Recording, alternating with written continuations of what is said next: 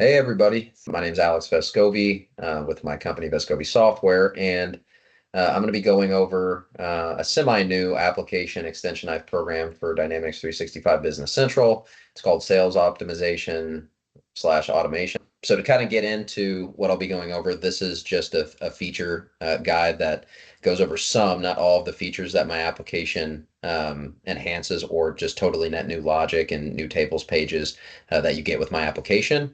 And again, it's really to optimize and automate sales processes within Business Central. So if you do anything with sales inside Dynamics 365 BC, then you can use my application here to automate and optimize your sales processes. The most of there is a setup table, and it's takes 5 minutes to review that, but I want this demo to be pretty short, concise, and just a high level overview. And I'm just going to go through a couple when I say a couple, maybe three, four, five features of my application today. Not every single feature, because it would, take a full hour long or even more demo to go over everything. But I might bring that back up at the end. But this is my Business Central tenant here in my own environment for my BC tenant for my domain, and I have my logic and application deployed here. So I'm just going to start going through and showing basically how my application works. So to start, I'll show some new logic I've programmed to automate emailing. If you want to run a report object basically based on sales invoices, so unposted records, not sales invoice header, sales invoice sign records, but just sales invoices. So these are unposted, or sales order records. So if you go to the sales order list page, all of this logic will be here as well under the home tab.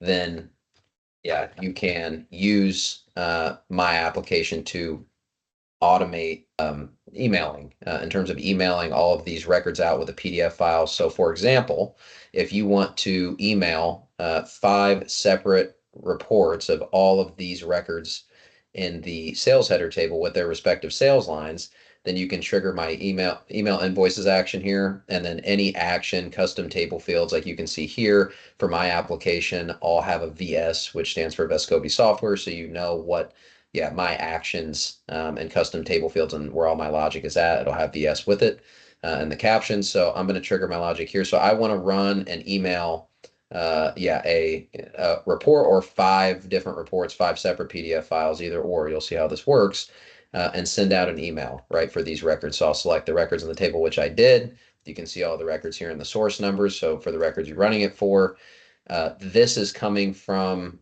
the setup table that I have. So these are defaulting values which a admin user can dynamically control in terms of the subject and body.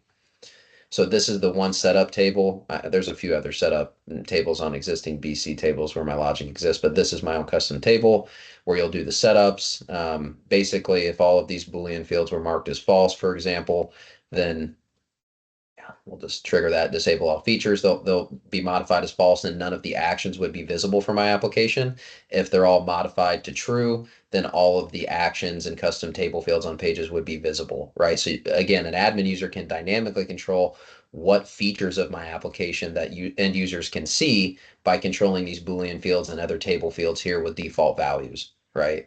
So this is just another way to make it more dynamic in terms of what features my application in terms of the visibility, where it's visible. And I'll disable everything real quick so you can actually see this live. So if I reopen this page object again, so I'll reopen the sales invoice list page, and you pretty much won't see any of my actions now. A couple of these still need to be right. All those custom table fields, the vast majority of those actions are now non-visible because, again, the user disabled all the features, so they can't see any of the actions here on the list page, and even on the respective document page object for this individual sales header record, they wouldn't be able to see any of my custom actions that would normally be displaying here under the home tab. And then I have a bunch of custom logic here that would be displaying as well. That's not right. So we will go back to the setup table, the sales optimization setup table I have, enable all features. It'll modify everything to true. And then we'll go back to the list page and we'll reopen it. And now the users would be able to see all of the logic I've programmed in terms of all the features for my custom actions, right? You can see all these, all my custom table fields again, right? So you can go through one by one and choose what you want to do with that.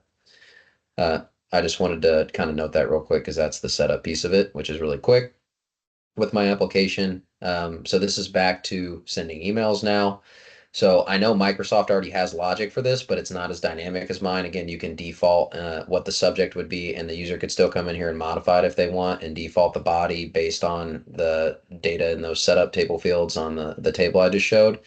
They can come in here and modify the recipients. So for me, I'm going to send an email to myself, alex.vescovi@outlook.com.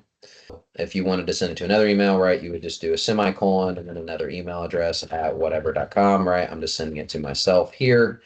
And here's the subject, here's the body, which again, they can modify, but they're defaulting based on the setup values. And then this is another dynamic field. So if you want basically to run a report for all these records here and have it be on one PDF file, you can just select one PDF file, right? And then if you select separate PDF files for each sales record, this enum value here, okay, and you can see that it's required, and it'll highlight this and bold it in red if it's this value here, and then if either of these two values, it'll just be black standard text.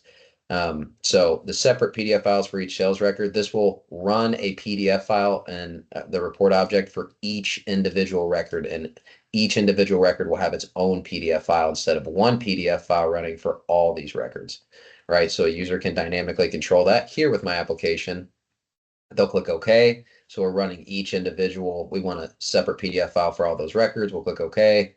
This will run all my logic. It should display message dialog box if the email got successfully sent, which it did. Okay, and now we'll wait for this email. Here it is. Okay, so again, here's the subject, right, based on that variable. Here's the body based on the variable. And now we can see each individual PDF file. We'll open up a couple just to prove that the PDF files and the data contained are for those records, right? So you can see it's for this 99 record, which was the first record, right? There's the report object that got ran for that record. This is the report object that got run, same report object, but for a different record, which has its own PDF file, right? This is for the 2020 record, right? And so on and so forth, right? And then if you wanted it to be one PDF file, you would choose that other option. So that is a new feature with my application. I'm going to go over just a couple more here so you can get a sense again of how this optimizes Business Central, my app. The next one that I'll go over is copying records. So I have a lot of logic on the document page and the list page here to copy records. So if a user wants to copy records with my application, say they want to quote unquote copy these two records here. Actually, we'll do this Alpine Ski House and Relic Cloud. Sales header, sales lines. So if they want to copy these records with the associated sales line records for these sales header records, they'll trigger this copy all selected records with a line action. It'll prompt them with a dialog box. Do you want to copy the selected sales header records with the associated line records? If they trigger no, right, this message dialog box will display no sales header records were copied, right? So it doesn't just copy them if you trigger it, runs a dialog box like a lot of where my other logic is programmed as well. Again, if I trigger the action yes here, it'll copy these records with the respective sales line records. Okay, so I'll trigger yes. You can see these two new records got inserted in the table, right? And this was based on this 04 record here. And then this was based on the Relic Cloud record, the 05 record here, which is the second record that just got inserted, right? So this is optimizing and automating in terms of copying records. So you don't have to manually insert a record and modify all that data again. If you just want to simply copy records with the sales line data as well, right? This is a custom table field of mine as well to know how many sales line records there are for respective sales header records and the total quantity summed up from all the sales line records as well. So all these are custom table fields of mine. But you can drill into this now and then see the sales line records directly on here, and you can see that they did get copied, right? These two table fields, since I just mentioned that, are actually all of these table fields here are custom table fields of mine. So now Microsoft hasn't programmed that logic, but with my sales application here, you can see the number of sales lines for a respective sales header record, and then you can drill in just by clicking the data in this table field, and it will apply a filter to the sales line table and run the sales line list page. So you can see all the sales lines here, right, for this respective sales header record, right? So now it's an easier way, instead of having to drill into the individual record, scroll down to the lines to see it, you can see it from here in a lot more efficient process.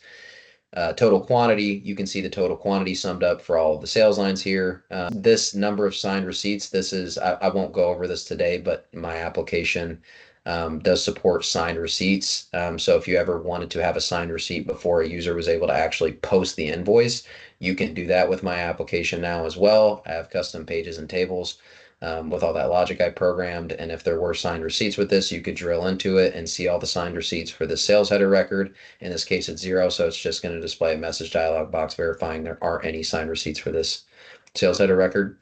Number of comments, number of report downloads. So number of comments, this will look up to the comment table, sales comment line table, if there's any comments that have been inserted for the record. Instead of having, again, to go into the individual record and trigger the comment action to look at all of it, you can do it directly from here on the list page and see how many comments there are for each sales header record on the list page. Drill into this, it'll apply a filter to the comment table, and you're looking at all of the comment records for that sales header record that the user selected. In this case, it was the 2204 record, right? If I went to a different record, all of these have 0. So it's just going to display a message dialog box verifying, hey, there's no comment records for that record. But if there is, it'll apply a filter to the table and run the list page, and you'll see all the comment records, right? And simply insert additional comment records as in here as you need. I'll actually insert one so you can see that that table field will increase by 1 if I was to insert a new record in here. All right, and now you can see this table field is increased by 1 because, again, you've inserted a new record into the table, and this is updating as you insert records right into that table.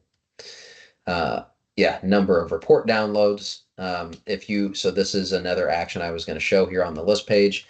So this is semi-similar to the process of emailing invoices, but instead of emailing them, you're wanting to download a PDF file locally of all the records that you have selected here in the table. So say that we have these first 5 records selected in the table, and we want to run a report and produce one PDF file with all the data for all these records on it, right? So the sales invoice draft report, for example, which is based on our report selection setup. Trigger my logic here. It'll ask the user, hey, do you want to run the sales report for all the sales headers selected in the table? In this case, the user does, so they'll select yes. This, again, will run a report object for all the selected records in the table and then download the PDF file locally. You can see in the file name here all of the records that it was run for. And now if I open the file, this is the file that was downloaded locally. You can see here, yep, all the data, and each page has its own page because there's a page break between each record in the table. So we now can, from my logic here and triggering this action that I've programmed, to run a report object for multiple records in the table and have it all be on one PDF file. Again, a more efficient process for doing this, which with Microsoft Logic, you can't do that at all. So now you can do that. Instead of copying with lines, you can also copy without lines. So I already showed this with copying with lines. I'll just quickly show it copying without. So if I select a couple line records here that have sales lines, if we want to copy just the header data and not the line data and insert new sales header records without the lines, we would trigger this action here that I've programmed, copy selected records without lines. Select yes on the dialog box. It'll insert 2 new sales header records, and you can see the line records did not get copied because there are no sales lines for these records, but it copied all of the header data for these 2 records that were selected, right?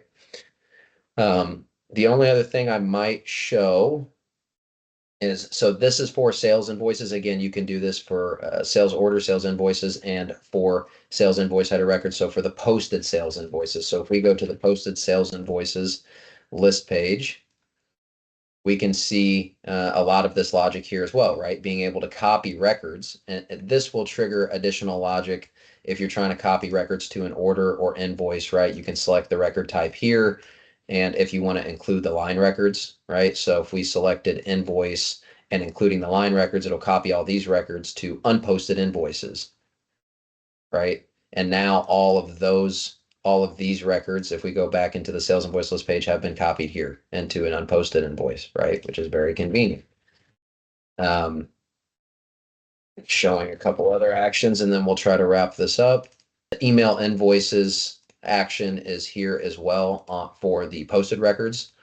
So for the sales invoice header records that are in the table, so if we actually want to email, which, probably in a lot of cases makes more sense for people for posted records to email these invoices, they can email these invoices for the posted records as well, select the records in the table, modify the recipient in terms of the email address it's getting sent to, domain.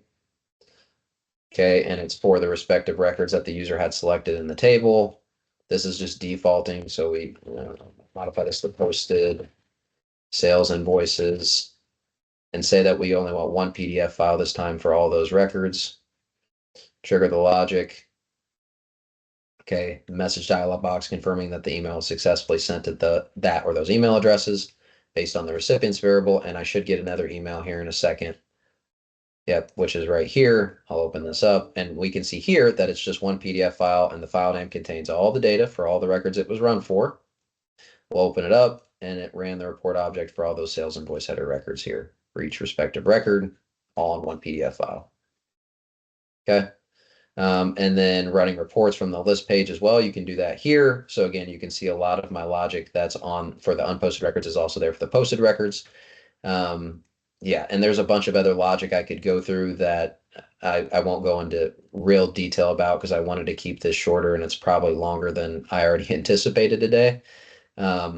So bulk inserting sales lines, a user can do that. They can bulk insert sales lines based on item records, GL account records, so it doesn't have to go one by one by one. They can bulk insert sales lines with my application. If they want to, I'm just going to tell you about it rather than showing everything, just some quick other things. Copy the selected sales line records and copy all, if there were like 4, 5, 10, 20, doesn't matter, however many sales lines they want to copy for this respective sales header record, they can copy all those sales line records by triggering this copy selected records action. All right, do you want to copy the record? Yes, in this case, I have one line record selected. You can see it copied the record and it has all the data for that second record now. All right, so you're not having to manually insert records, modify all the data. Quick way of copying sales line records. You can copy a sales line record to a new order or invoice. I have a work date table field. So if you're more on the services side or you perform services, there's a work date table field for the sales line records as well. This is just kind of automating if you want to modify all of those records to today's date or clear the work date, right? So you can see there's even additional logic, custom table fields here, inserting sales lines through scanning a barcode or scanning an item. Inserting sales line records through CSV files to insert sales line records. So again, there's a lot more logic that I haven't really gone into detail and shown here, but I think you guys have a good idea of what my application does. And if you are curious about using my application pricing, feel free to reach out to me. And if you want a more in-depth demo where I go through literally all the logic I've programmed, or you could ask me more questions about, hey, have you programmed this? And I could show it in more depth. I'm happy to schedule any meetings to go over my application and logic I've programmed with you guys and show it in more depth. So again, my name's Alex Vescovi with my company, Vescovi Software. And I appreciate you taking the time to watch this demo today. Hope everybody has a good day. Thanks. Bye.